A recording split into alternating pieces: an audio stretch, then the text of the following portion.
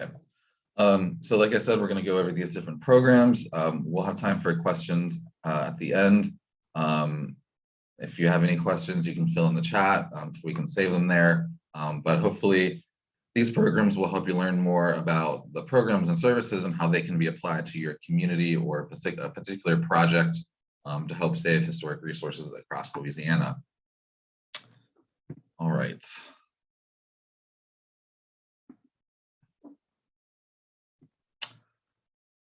Okay, so this will be our agenda for the evening, looking at what is historic, and then we're going to build the toolkit of different programs and designations, economics, incentives of how we can restore these properties.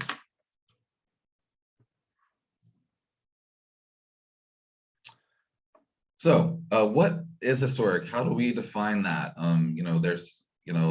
There's can be different opinions, but looking at all these different places, these different sites across the state, do these look historic to you? Are they significant? And even though they look different, they have different ages, different design, they all have their unique history, and yes, they are historic. How we define this, how we define this is by the 50-year rule. So we'll be talking about the National Register in a bit, but a good way to verify if a property is of significance or of age is if it was built 1972 or before. So those things coming up in the 70s are postmodern design and modern structures that we might not take an initial look at, could have significance in the end. And really, we also look at the age, but also if it retains any historic character. So if someone from that time period, so if someone from the turn of the century were to come back and visit their home, they would recognize the character and qualities of it as it were today. There are some exceptions to the rule. It's not too common, but a great example is the Superdome in New Orleans that was completed in 1975. And it was listed on the National Register before it reached that 50-year mark. So there are some exceptions, but this is what we generally look at overall in defining historic. So a little bit about our organization. We were originally founded as the Louisiana Preservation Alliance in 1979, and this came out of a concern for the demolition and the loss of Wellham Plantation along River Road region of Louisiana.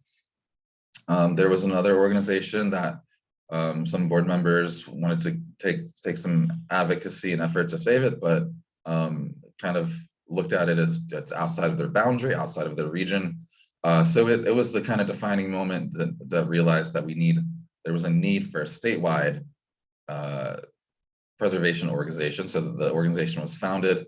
As you can see, here's what the property looked like prior to demolition, and what it is today is basically an open field in an industrial area. And we are the only statewide preservation nonprofit organization. We work in all 64 parishes. We get calls from every parish, from all different projects, small town, big city. So we're here to help you with these resources and how we can work together. Here's an overview of some of the things that I'll be talking about here, the different programs, and again, see how these might be applicable or thoughts for your community as we're talking about this. So the first one is a real estate program that was started about 2015 or 16 when Brian Davis, the executive director, came on board to acquire property that was endangered or was going to be demolished or lost, but found ways to acquire the property, fix it up, stabilize it in many cases, and then put it back on market. Some of these are properties that could have been lost or were just, some cases too far gone or wasn't sure what to do. They've been acquired in different ways: estate sales, donations. Probably most common is donation or off the market. This is an example from Galveston, Texas. You can see there, covered in trees, abandoned, boarded up, lots of cats, lots of debris, lots of garbage.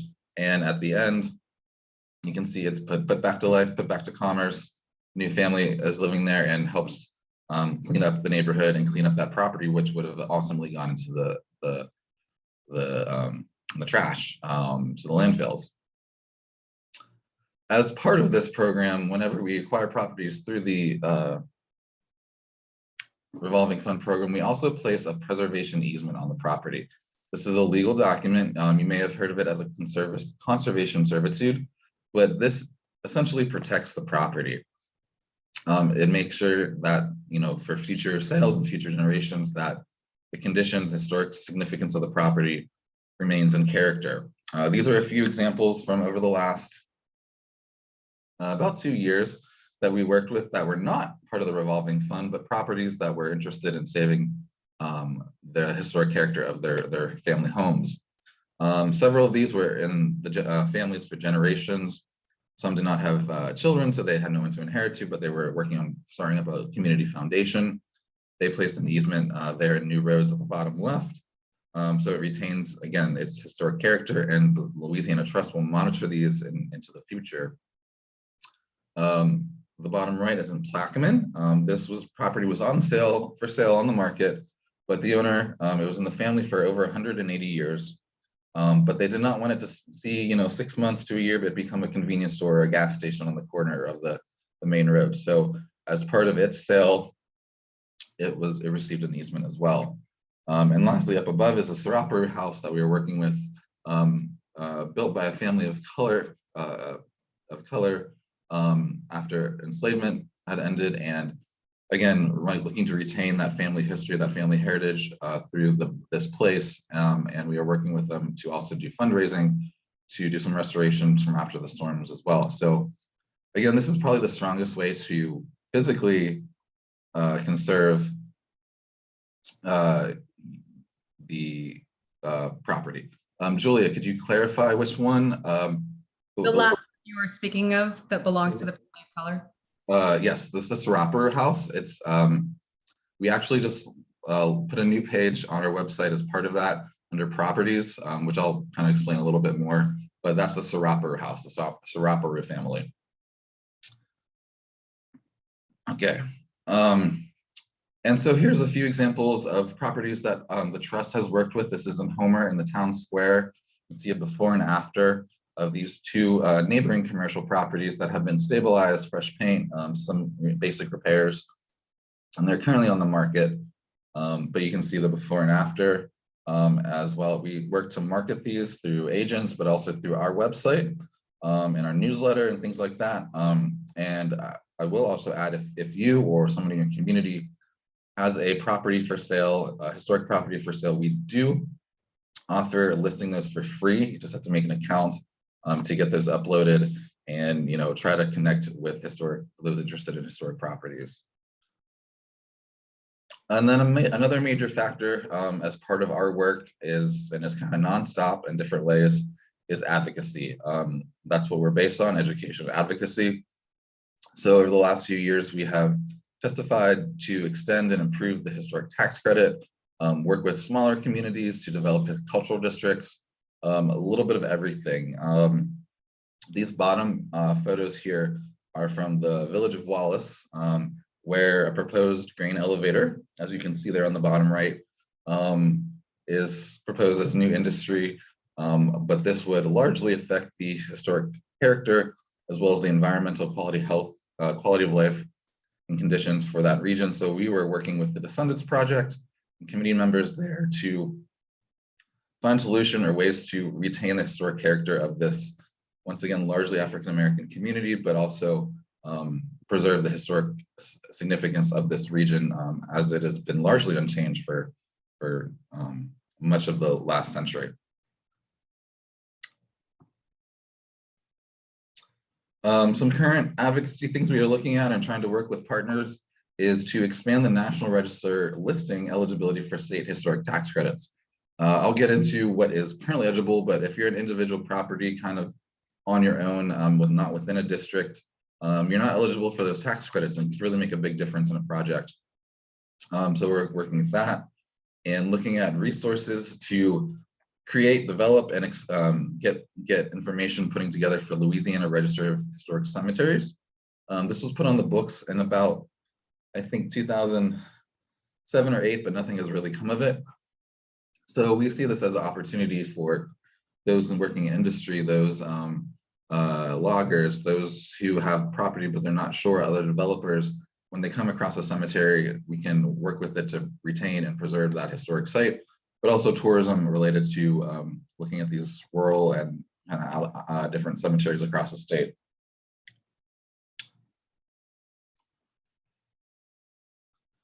And then often, we get calls from all over. What do I do with my property? How can I help? How can you help? What resources are there?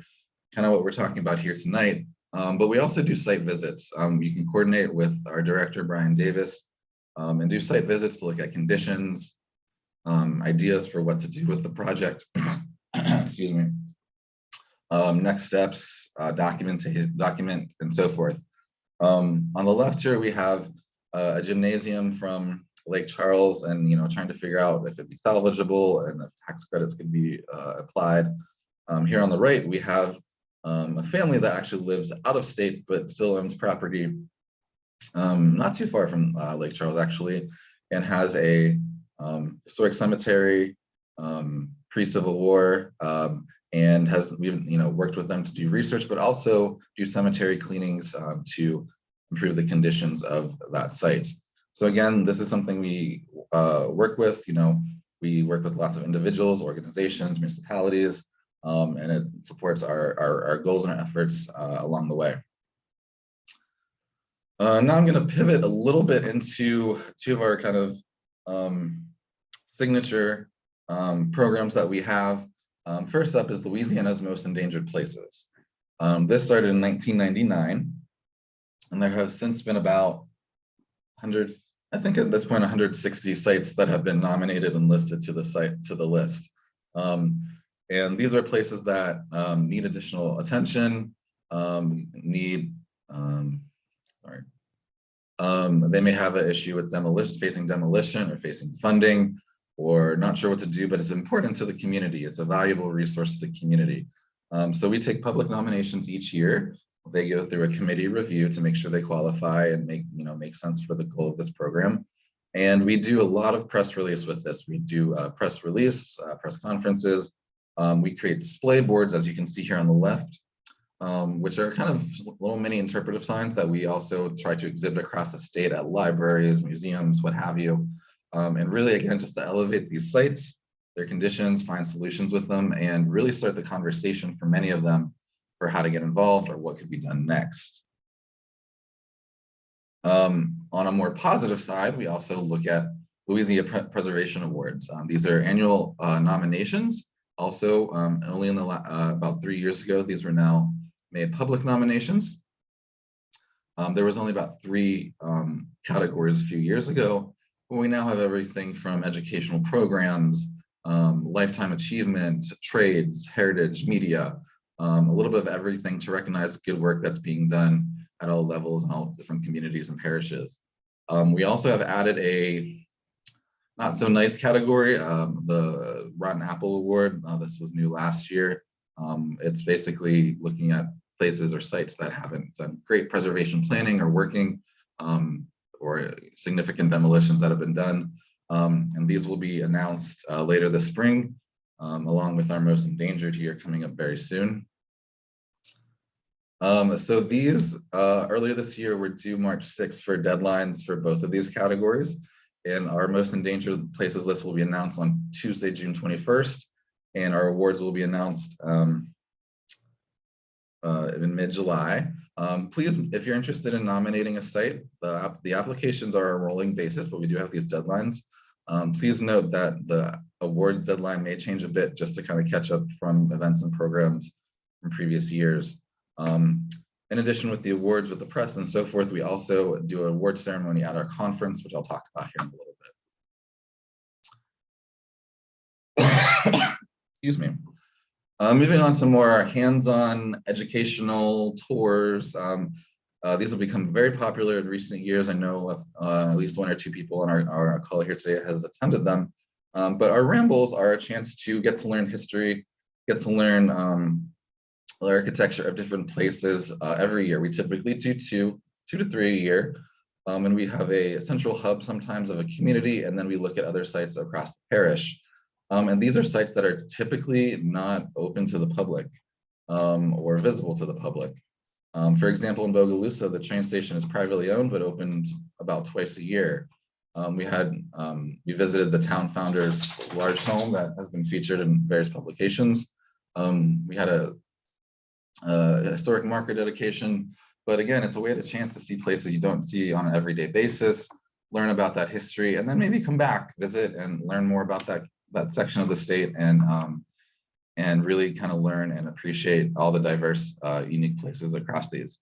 We do have one scheduled for the fall. It will take place in Columbia in Caldwell Parish for October 22nd this year. So again, we've done over 30 of these over the last years. So, we don't repeat them too often, but if this is something you're interested in working or partnering with us at this program or another program, it's something we can talk about or look into the future as ways to highlight your history and your heritage. And as I mentioned, our annual preservation conference, this was held earlier. This is typically held in the spring. It's a really great way. It's our big statewide event. Practitioners from all over the state, neighboring states, Main Street managers, architects, preservation groups, community leaders, and mayors. It's a way to network, learn different topics, take tours to see what the local culture and the local historic landscape is like. It's just a great way to kind of take a deep dive and learn more about preservation and different approaches to it. This is tentative for April again next year, and we were looking at Southern Louisiana. We were in Monroe and West Monroe earlier this year.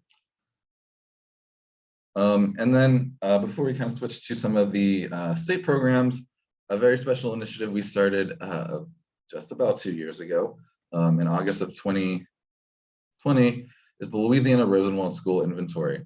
If you're not familiar with Rosenwald schools, these were schools that were a partnership between Booker T. Washington and Julius Rosenwald of Sears and Roebuck to create educational spaces for mostly rural African American areas where there was a lack of places for that or schools that were created. And in Louisiana, they were built between 1920 and 1932. Almost 400 were built in that time based on research and documentation. And this all started with a call from, I believe, Claiborne Parish that, someone identified it, and it kind of sparked the idea to, see what other ones are out there. The National Trust did programming about this a little over a decade ago, all throughout the South. There are about, upwards of about 10 or 12,000 built throughout the South. And from their research, and as of 2004, 2005, they knew of 4 standing structures. And over the last year, Brian Davis has been in the field looking for them. And we now are up to 18 schools verified in the field, as well as 2 teacher residences. And our goal is to educate the public to learn about this very significant site and the history it has to the community, and how they could be saved, restored, or made part of the community once again. So again, this is the Mount Olive School in Claiborne Parish. It's kind of one of those stuck in time kind of situations, and we've worked with local partners there, the Historical Society, the local nearby church, the school board, to see how what next steps we can do with that as ways to repair it and see what they're looking to do with the site in the future. But here you can see what others look like across the state. So you can see similar patterns, window fenestrations, sometimes a general central entry, things like that. This is everything from DeRidder to Baton Rouge. Some have been moved, some have been adapted. So it's a different, looking at next steps. And we are working with the National Park Service to do digital documentation and oral histories with several of these later this summer. Lastly, I know many of you registered for this event, but we hope you also get involved as a member. If you're looking to paint a room, paint a house, We offer discounts to Sherwin-Williams stores nationwide, about 25 to 35%, depending on location. You'll get discounts, excuse me, discounts to our events such as the Rambles and our conference, and really start to continue to build a network of support and other preservationists across the state. Lastly, ways you can connect with us, through social media in different ways. Our website, a lot of the tools and programs we're going to talk about here, we have links to and break down information here on our website. We try to keep it robust and informational as possible. Updates on events, as well as our Facebook and social media is very active with updates on projects or most endangered places or upcoming grant opportunities. We have grown our YouTube series, and this will be part of that YouTube series, to include interviews on careers or different technology or different profiles on different, renovations and what tools they used. So there are some great resources that will be there that are there on YouTube. And again, we do a monthly newsletter, which you may have found out about this event through that. But it's a great way to connect and see all the different resources and ideas if you're just stumped or could get started, and if not, contact us afterwards. Okay, so that wraps up a lot of the Louisiana Trust programs. I'm now going to move into various programs from the Louisiana Office of Cultural Development under Historic Preservation, talking about designations, things like that. And these are statewide programs that involve applications and so forth that can open the doors for grants or tax credits and things like that. Okay. Starting with the National Register of Historic Places, we're going to talk a little bit about nominating a property.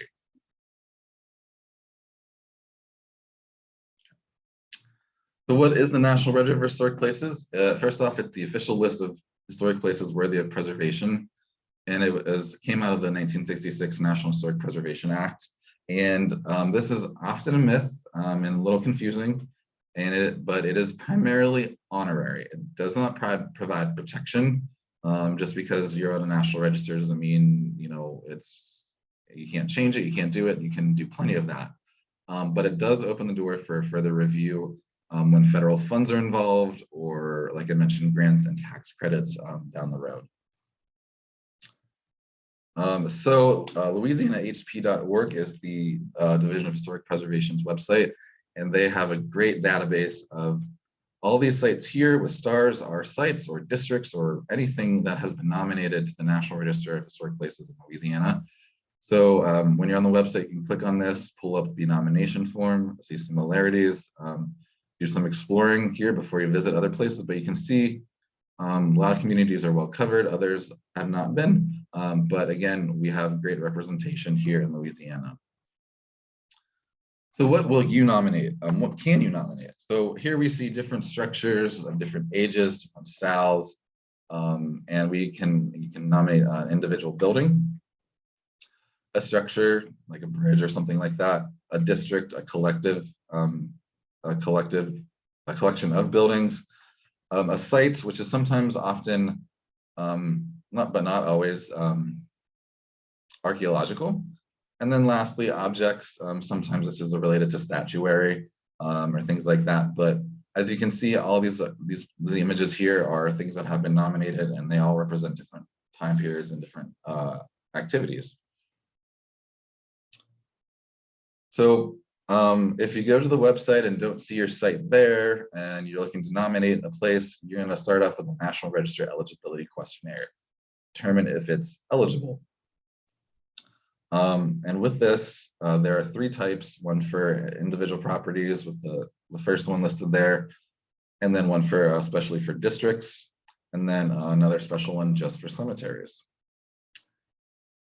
So we see here some basic information, the resource name, address, the location, and then criteria. What type of criteria is most significant about this nomination? Is it a series of events through history? Is it associated with a person of interest? Is it a design feature for architecture, or is it archaeology? So you'll go through this, looking at the functions and so forth, then continue with writing about its significance, which is let me just make sure I did. Significance, which is essentially its history. They want to know the who, what, when, where, why. Basically give an overview of the site's history, who was involved, what type of architectural styles, has it been modified, have there been changes.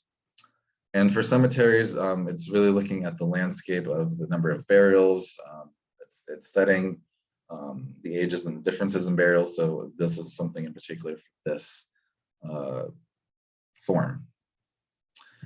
And photography is very important, and actually it's very important in a lot of these things. It's very important for your most endangered nomination. It's very important for your National Register.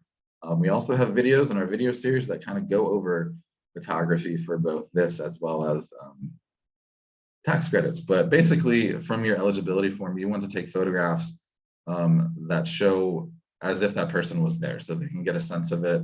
You don't want blurry images. You don't want your hand in the way. You want to get a sense of the whole room, the whole space, as if someone was there, and so they can get a better feel of the space overall. Other information that will be helpful for your research, but also to provide to the state office, is historic images, so we can see how it has changed or maybe how it hasn't. Historic maps, such as Sanborn maps, to see if it was there before or after certain times. For individual buildings, you will have floor plans or other drawings, and then anything else that kind of really supports your research and your documentation. Once you complete your eligibility, you'll get information if you're ready to move forward, and you'll receive the National Register Manual from Emily, basically a how-to for next steps for formal nomination. And this will go through a committee review once it's submitted.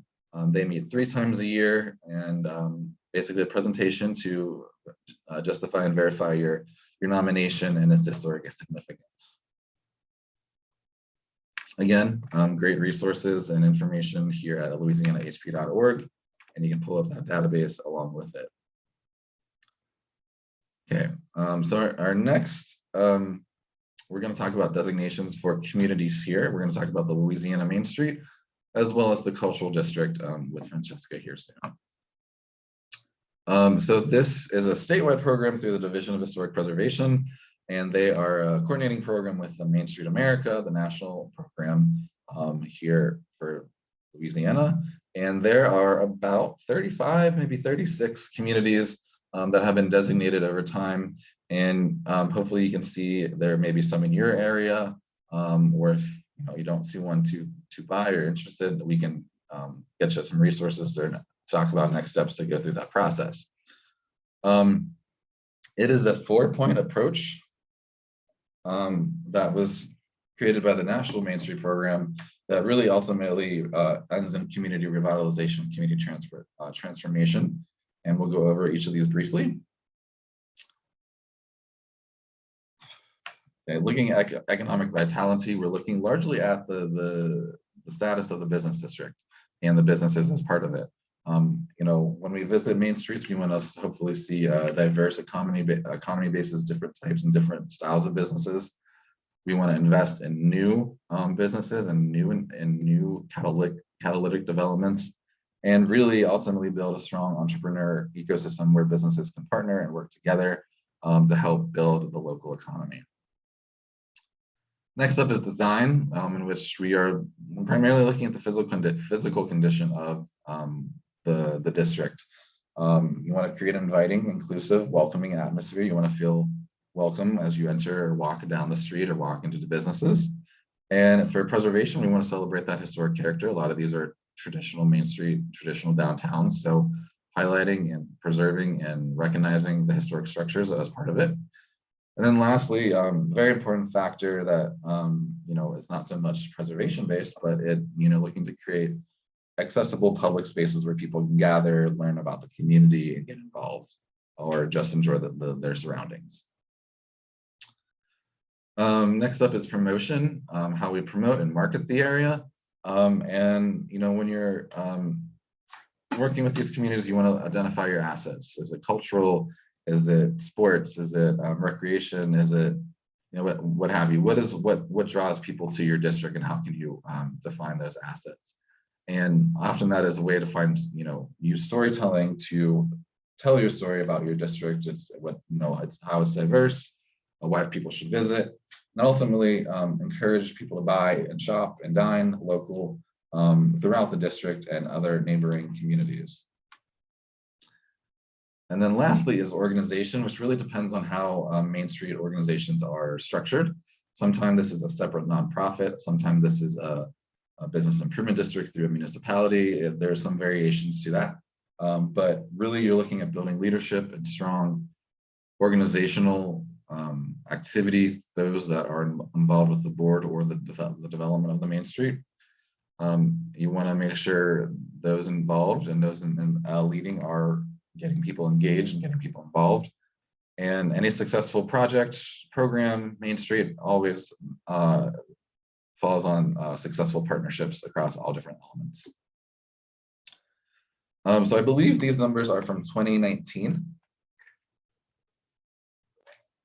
But we can see that these programs, the communities have reported back the number of investments, jobs, new businesses, and volunteer hours in our traditional Main Street communities, and it's really making impact and really helping to grow and spur these communities throughout the state.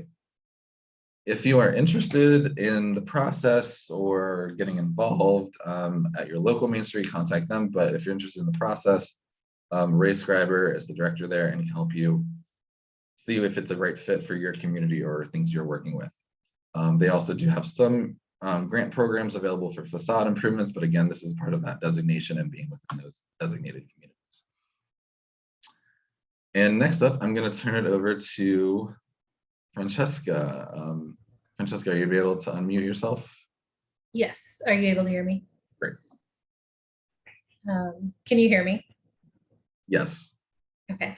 Hi, everyone. My name is Francesca Vega, and I'm the Louisiana Cultural Districts Director. Today, I'm just going to talk a little bit about the Cultural Districts Program as it relates to some historic preservation tax credits, as well as other things. So just an overview, the program was created as part of the Cultural Economy Initiative, and it's managed by the Office of Cultural Development and the Department of Culture, Recreation, and Tourism under the Office of the Lieutenant Governor, and I work within the Division of the Arts. So the Cultural Economy Initiative was a study and a collaborative that created the program. It's focused on sustaining the people who create and preserve artistic and cultural products, enhancing capacity for production, and developing new markets for creation. And then we can go ahead and go to the next slide. So the purpose of the program is to revitalize communities by creating locally driven hubs of cultural activity. There are some criteria for becoming a cultural district. Currently, the cultural district application cycle is open and it closes July 15th.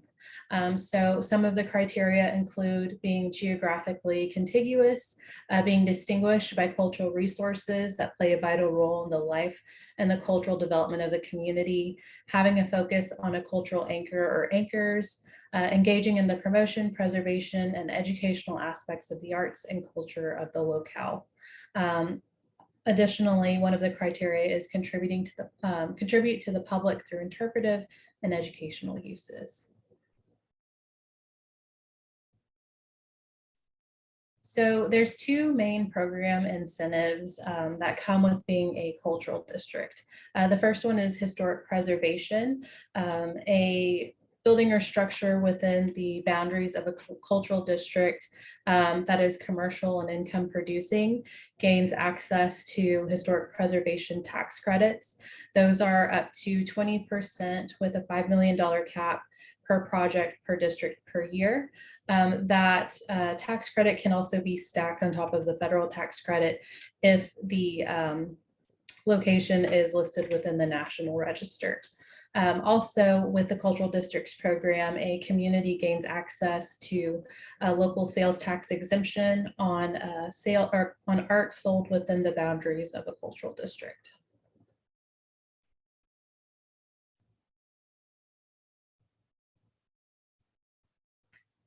So where to start? There's certain factors that contribute to the launch of a district. These include strategic partnership building, a vision for the district and broader community, clear signage can help, as well as having a user-friendly website and some promotion of the area already existing, marketing and promotion to attract visitors, potential residents, and new businesses, as well as accessible events and venues. Something I also want to add to that is, as part of the application, a local ordinance or resolution has to be submitted with the application. So if you're thinking about applying, that can take up to 2 council meeting cycles to happen. So something just to keep in mind. So what does planning look like? There are a few examples here of what a successful cultural districts can do before applying to the program. Engaging the community and starting conversations, recording and documenting achievements, identifying anchor institutions, special events, as well as unique places, people, and stories, having a seat at the government table, evaluating the long-term sustainability and support of the program in the local community, and then also connecting with me, the Cultural Districts Program Director. I highly recommend setting up a meeting or having a site visit just to ensure that your application is the best possible version of itself once it goes to the panel. So what does success look like? Some measures of success include new artist-driven spaces, community-wide appreciation of artists, increased growth of occupancy, businesses, amenities, events and festivals, and also a unique, authentic community identity.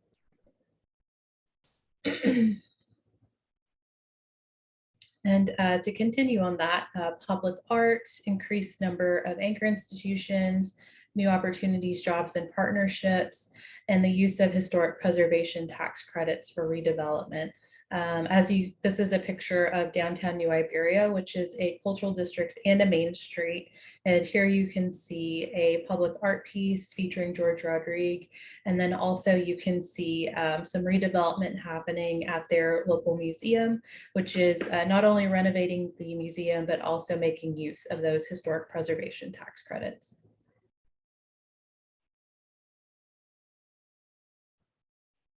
And so the Louisiana Cultural Districts Program is a valuable tool for economic growth, community vitality, as well as creative placemaking and keeping.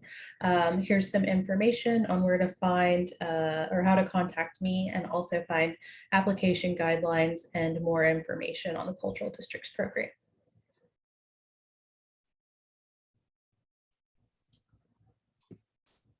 Okay, thank you, Francesca. And so now I believe we're at our last segment, which is tax incentives. So as I mentioned earlier, the National Register as well as cultural districts are kind of your gateway into the tax incentives. And so we are going to go over both state and federal.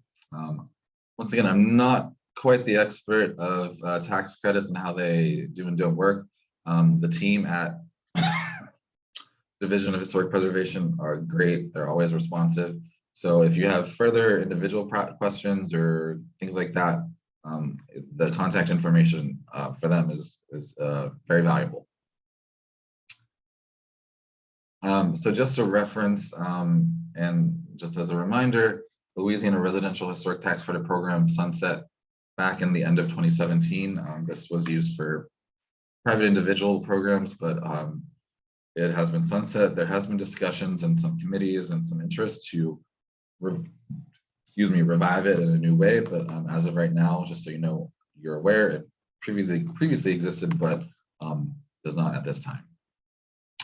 So the state commercial tax credit program, this is really an economic impact for the whole state, individual communities. From 2017, for every $1 that the state provided in tax credits, for every $1 the state provided tax credits, almost $9 in additional economic activity was created. It's a very cash positive program for the state. Each year, an average of almost 1,800 direct and 1,400 indirect jobs are created through this, through the renovations. And and this is probably continues to grow, but over 1,000 buildings have been rehabilitated and 3 billion have been invested since the start of the state historic tax credit program in 2007. Again, this is for the state tax credit. How do you qualify?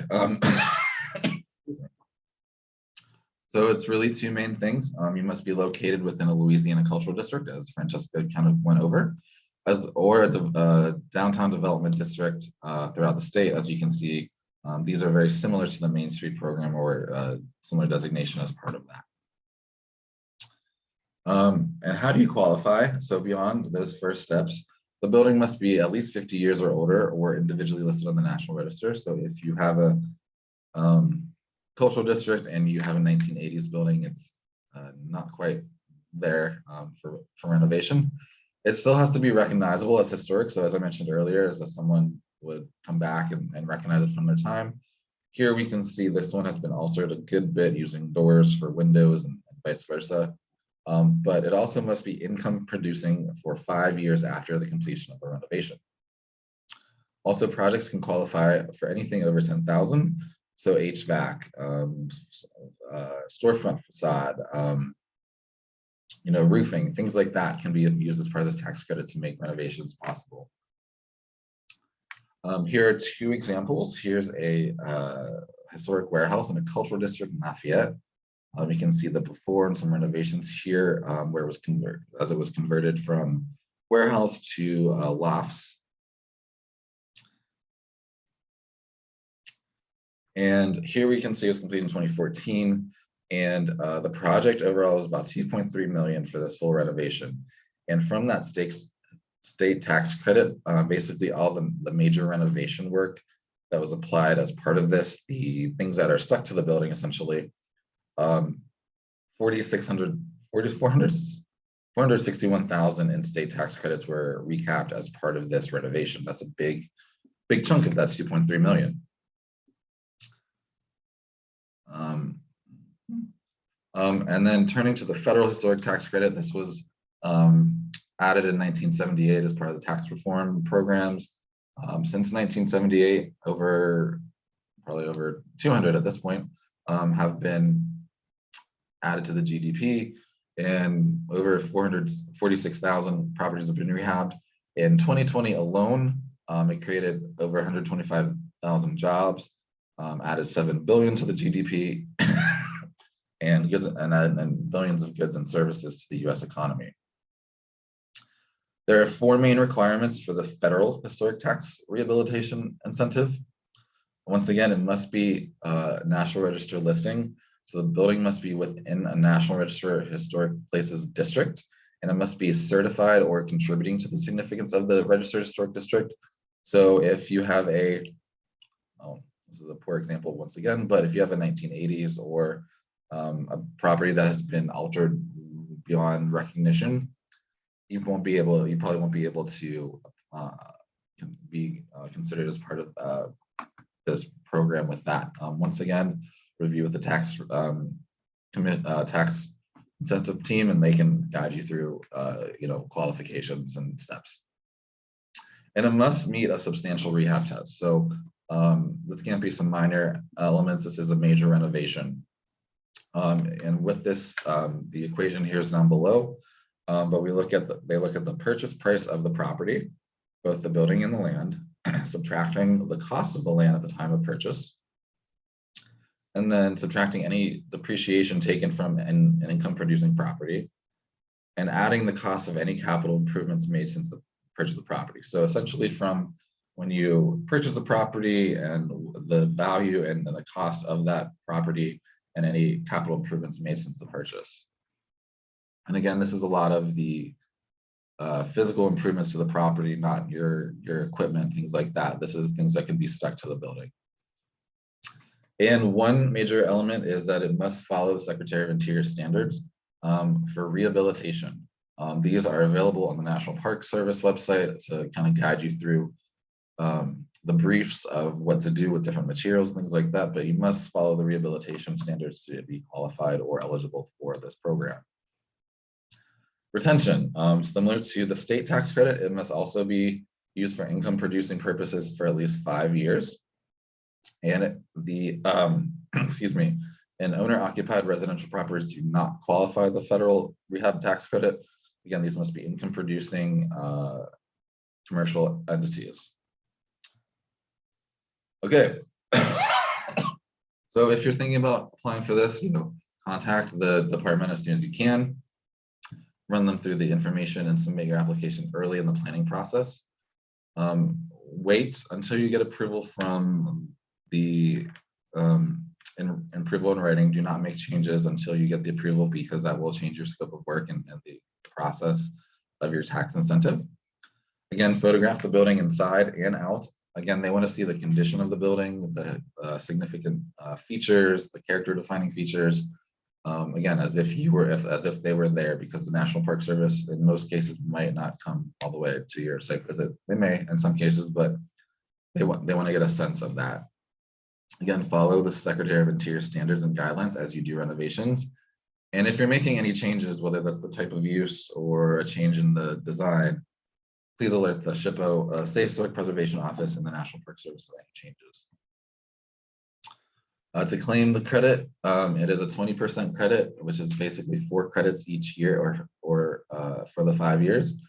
And it must remain Secretary of Interior compliant to avoid any loss of earned credit. So, so if you have a restaurant, perhaps in your renovation, and it had a significant or character defining feature, maybe like a tin ceiling, 6 months, a year later, the restaurant removes it, you may no longer be compliant to receive your tax credit because of that change to the project. Again, more about the rehabilitation tax credit programs, both state and federal. Contact the tax credit team there, and they can guide you through this process. So we're coming to the end here of the different programs, and this is just a little pop quiz. I want you to think.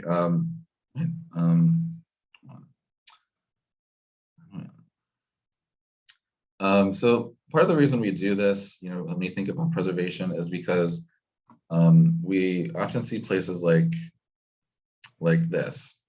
Everyday America, every day, anywhere, interstate highway. These could be anywhere. They really could. But the reason why we do preservation is because of these unique historic sites that give us a sense of place.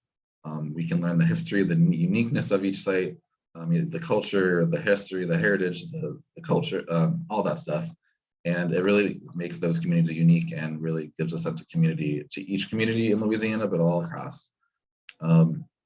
So that is the end of our presentation. I do want to provide contact information for if you're interested in learning more.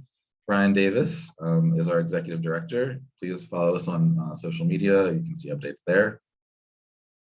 And lastly, this program, the 9 meetings we've had in person, as well as this webinar, has been through the process of a grant, and we want to thank our sponsors through the Louisiana Office of Cultural Development, as well as the National Park Service. And so now I'd like to open it to questions.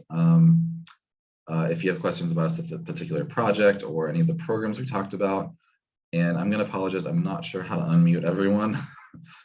So please, if you have any questions or would like to discuss more, please go ahead.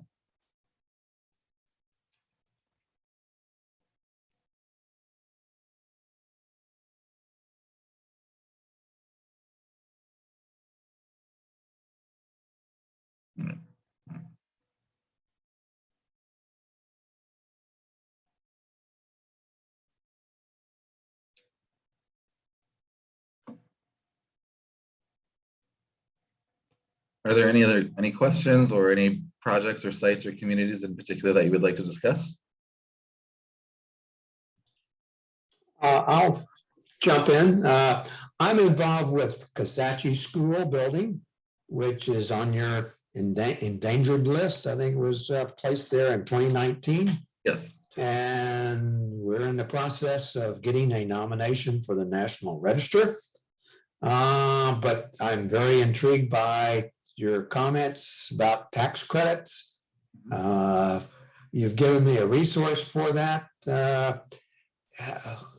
How common is that? It sounds, in this case, the property is owned by the local community. Sounds like they would have to transfer ownership to some private entity who then own the property for 5 years. Is that correct? So there's ways around that. So I will say that is not, just to clarify, that is not in a cultural district, correct? No, it's not a cultural district. Okay. So for federal,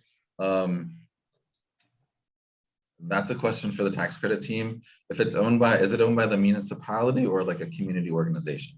It's a community organization. The Natchitoches Parish School Board gave the property to the Kisatchie Community Center. Okay, which so owns the property and, currently manages it and promotes whatever historical development that's going to take place. sure. So there are ways for the community group would sell the tax credits or earn the tax credits through another developer or income producing way, but I would recommend, if you don't already, having some type of plan for what it's going to be used for, and kind of a business plan, so to speak, and contact the tax credit team to kind of see what the first steps would make sense, at least for the federal tax credit. And I will say, that gets you 20%. And if there's, if you're curious about state tax credits, which are a little bit more flexible, I know in some cases where there's an individual site, and Francesca can speak to this, where they were maybe more of a regional district or a parish district, to kind of bring in those resources. So you might want to look around neighboring properties or neighboring cultural resources and see if that would be a possibility to at least maybe break into the state tax credit. It's a rural property, and it's the only one there. Okay. Well, that's as I mentioned earlier, that's kind of one of our big goals with advocacy, is to really change that. To change that so that you would be eligible for individual listing for the federal tax credit. So that is probably going to be something for legislation next year. So just stay tuned. And I would talk to Brian directly on the tax credit team to look at next steps of where you're at with renovation and what makes the most sense. Thank you for your answer. Thank you for your presentation today. Thank you. Yeah, and I just wanted to add, I know Natchitoches does have a cultural district. You might check on that boundary and see how close your building is to that boundary, and see if they would be interested in including it if it's close by. And that might be a helpful way to gain access to the state tax credit while also contributing to that existing cultural district. Thank you. Okay. I know there were a few comments or things in the chat about the actual presentation. I'm happy to send that to the group that attended, as well as this will be shared on our YouTube within the next week or so. Hey, Will, this is Hallie Correll. I have two questions for you if you have time. Yep. I'm with the town of Washington, I guess, as you know, and I have two questions. One of them is on, and I may have missed this, I stepped out for like 1 second when you were talking about the tax credits, but I know when they were the commercial credits, when they were set to sunset, I think it was in 2021, and they were re-upped and they put some sort of cap on it. And my quote was 125 million or whatever it was. And my question is, have y'all seen how fast, have we reached the point to see how much that cap was used, where kind of we've fallen in that? Sure. I don't believe we have, but working through the tax credit team, as well as the I forget the financial end of it. They keep track. They keep very hard track of everything that's happening. Yeah. But as far as I know, it hasn't reached that. One of the big factors is, the reason why we advocate for individual listing is because about 93% of the tax credit projects end up in New Orleans. So we're trying to alter that and try to find ways to bring smaller communities to access to those programs and the tax credits. As for the cap and so forth, a lot of this is legislation related and talking to your representatives and showing that. So I would talk to Allison or and Adrian to see where see if where things are at for the year and so forth, and what you would need to do to for the next steps. Yeah, and then one other quick question, kind of related to that, bringing the tax credit program and that sort of thing to the smaller and more expansive communities. I'm in Washington. We already have a national registered National Historic District, and we're also a cultural development district already. Our biggest problem, I think, is that the people within our community, the actual historic property owners, don't know about these resources, or maybe they're vaguely aware of them, but they don't know what to do here. So for instance, like somebody who owns like a little store in town wants to do some renovations, the community groups aren't necessarily prepared or have the resources to go help her go out and go get her tax credits and that sort of thing. What sort of resources would be available to individual property owners? Is there a person who can help them go through this process, or what can I tell these property owners? So on a community perspective, I was talking with Brian today, this presentation, we'd be happy to maybe like individual communities do the presentation and talk to people and be a little bit more site community specific. So that is of interest, or if that could work.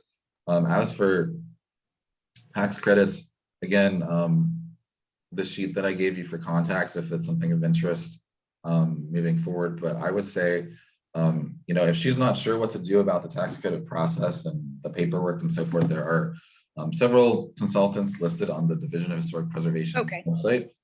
I think they do often specify if it's like architect, tax credit, National Register, etc. They aren't, I wouldn't say they're approved, but they are recommended, or they've worked with them in the past. So there's lots of consulting firms, individuals that can go through the paperwork and the process of submitting the part 1, the part 2, part 3, and making sure they do it correctly. And if it's a smaller thing, like like for example,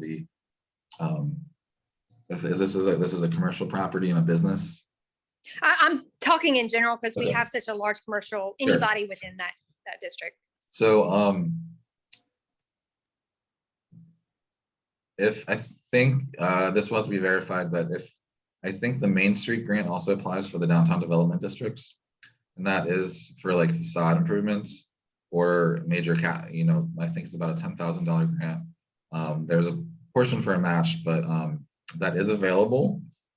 So once again, the Division of Historic Preservation, they on their website, they have a tab for grants as well, that they provide through the National Park Service as well as Main Street. And we do have a tab for grants as well.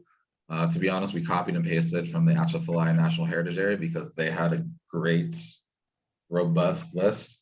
But I would, if it's like I would check on that, because those are available now, and it's kind of easy access, at least for the Main Street grant, to at least get started. But I would double check with Ray on eligibility for, because I know it's a Main Street grant, but I'm not sure if just DDDs are. I'm pretty sure, but I think they could be included as part of that. Okay, I'll look into it. Thank you very much. You're welcome. I also wanted to chime in. Historic preservation has like a 1-pager PDF on tax credits and like kind of just general information and who to contact. So if you go to their webpage, you can find that and just like download it and email it or print it out for anyone you think would be interested in learning more about that process and who they should contact. Yeah, and like I said, between Brian, Francesca, and other of the historic preservation team. They'd be glad to do site visits, and if it's an individual or maybe a few community members, and just be like, at least get you a game plan or see what might fit best. Okay. I'm just checking the chat. Are there any other questions or thoughts or recommendations? I just want to thank everyone for tuning in this evening. I know it's dinner time and so forth, or at least it will be for me soon. But like I said, this will be shared to our YouTube channel. I will share the slides if you ask for it. Please, I hope you're encouraged to join as members. That is a big source for our operations and our advocacy efforts. So if you have questions about membership or next steps, don't hesitate to call. About the school, again, for example, just I would talk to Brian about maybe some next steps, as well as the tax credit team.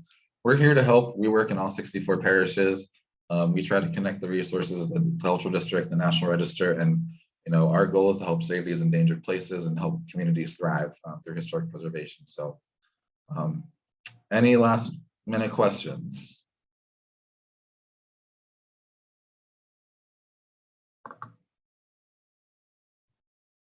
All right, well, thank you so much. I'm gonna end this here. Oh, I think there's one in the chat. Oh, okay, these are thank yous. You're welcome. So I'm gonna end the chat here soon. Again, if you have questions, so forth, please connect with us digitally, in person. We'd be glad to help.